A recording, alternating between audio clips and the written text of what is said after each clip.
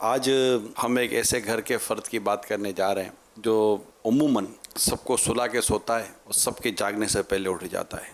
گھر میں کسی کو بھوک لگتی ہے تو اس شخصیت کو یاد کیا جاتا ہے، جب کسی کو پیاس لگتی ہے تو اسی کو پکارا جاتا ہے، جب تکلیف ہوتی ہے تو دوائی کا اسی کو پوچھا جاتا ہے، کمرے کمرے میں جا کر لوگوں کا حال پوچھتا ہے، مگر کبھی کبھی اس کا کوئی حال نہیں پوچھتا۔ جب بچہ روتا ہے تو سب سے پہلے وہی شخصیت ہے جو بچے کے رونے پر اٹھ جاتی ہے، سب سے کم نیند کرتی ہے، سب سے زیادہ کام کرتی ہے، گھر میں رہنے والے لوگوں کے سکھ، چین، آرام کا خیال رکھتی ہے۔ جب وہ بیمار ہوتی ہے تو لوگوں کی طبیعتیں خراب ہو جاتی ہیں کہ اب ہمارا خیال کون رکھے گا، جبکہ اس کو یہ ٹینشن ہو جاتا ہے کہ اب میرا خیال کون رکھے گا۔ زندگی بھر گھر کے ہر فرد پر توجہ دینے کی وہ کوشش کرتی ہے۔ جب دسترخوان لگتا ہے تو اس سے کہا جاتا ہے کہ آج یہ کھانا ہے، تو وہ کہتا ہے کہ آج مجھے یہ کھانا ہے۔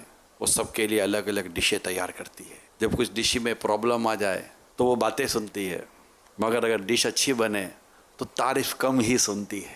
اسے شکریہ کہنے والے بہت کم ملتے ہیں، اسے جزاک اللہ کہنے والے نہ ہونے کے برابر ہوتے ہیں۔ وہ سب کے آنسو پہنچتی ہے، اس کے آنسو کم ہی پہنچے جاتے ہیں۔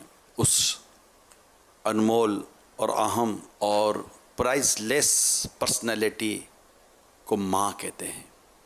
ماں جو سب کا دکھ، سب کی پریشانی کو اپنی پریشانی سمجھتی ہے، سب کا درد بانٹتی ہے، اولاد کے لیے روتی ہے، شاید سب سے زیادہ دعائیں کرتی ہے، سب کی مرکزی شخصیت ہوتی ہے وہ ماں۔ کیا ان کے جانے کے بعد ہی ان کی قدر ہوتی ہے کہ کیا کبھی جیتے جی ہم ان کی قدر کرنا نہیں سیکھیں گے؟ کیا ان کے جانے کے بعد ہی ہم کہیں گے کہ میری ماں بہت اچھی تھی؟ کبھی ان کے سامنے بیٹھ کر محبت و پیار اور شفقت سے طے کرنے کے کہ ماں آپ بہت اچھی ہو؟ کیا ان کے جانے کے بعد ہی کہیں گے کہ ماں نے بڑی قربانیاں دی تھیں؟ کیا یہ جیتے جی کبھی نہیں سنے گی کہ اس کی اولاد اس کو کہہ دے کہ ماں آپ نے بہت قربانیاں دی ہیں، جزاک اللہ، تھینک یو مدر، واہ ماں، کیا بات ہے میری امی کی، کیا بات ہے میری ماں کی۔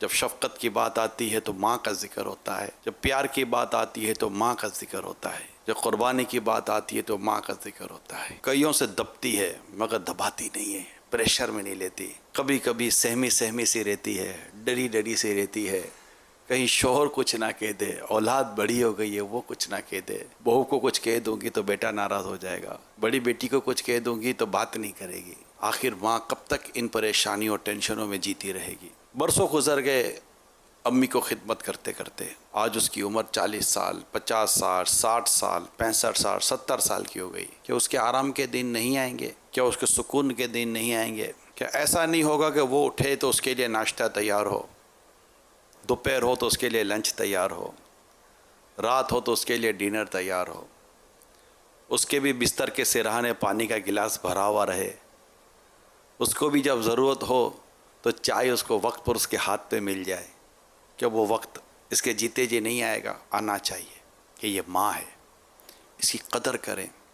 جو ایک بار اپنی ماں کو رحمت کی نظر سے دیکھتا ہے اسے اللہ تعالیٰ مقبول حج کا ثواب عطا فرماتا ہے۔ والدین یہ ہمارے لیے جنت ہیں، ہم ان کی خدمت کر کے جنت حاصل کر سکتے ہیں اور انہیں ناراض کر کے جہنم کے حقدار بن سکتے ہیں۔ آگے بڑھیے، ہمت کیجیے، حقیقت کو تسلیم کیجیے اور بڑھ کر ماں باپ کو کیجیے۔